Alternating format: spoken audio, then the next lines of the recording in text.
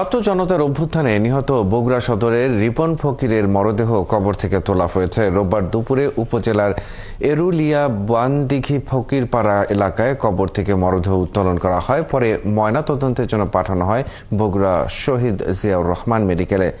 মৃত্যুর 3 মাস 20 দিন পর আদালতের নির্দেশে রিপন ফকিরের মরদেহ কবর থেকে তোলা হলো। এ সময় নির্বাহী ম্যাজিস্ট্রেট সাদমান আকিব সহ পুলিশের কয়েকজন কর্মকর্তা উপস্থিত ছিলেন। আন্দোলনে রিপন ফকিরকে গুলি করে হত্যার ঘটনায় গত 17 সেপ্টেম্বর সাবেক প্রধানমন্ত্রী শেখ হাসিনা সহ 104 জনের নাম উল্লেখ করে সদর থানায় হত্যা মামলা দায়ের করা হয়। মামলায় অজ্ঞাতনামা আরও 200 থেকে 300 জনকে আসামি করে নিহতের স্ত্রী মাবিয়া বেগম। মামলার তদন্তের কারণেই ময়নাতদন্তের নির্দেশ দেন আদালত। এদিকে মৃতদেহ তোলার সময় নিহতের স্বজনরা দাবি করেন গুলিতে নয়, হৃদযন্ত্রের ক্রিয়া বন্ধ হয়ে রিপনের মৃত্যু হয়। একটি পক্ষ তাদের ভুল বুঝিয়ে মামলাটি দায়ের করে। সকালবেলা মিছিলে গেছে, না খায় খিদে লাগছে, একটা রুটি কিনে খাবার লেছে আর বেলায় বাজে মারা গেছে। এই পর্যন্ত আমরা জানি।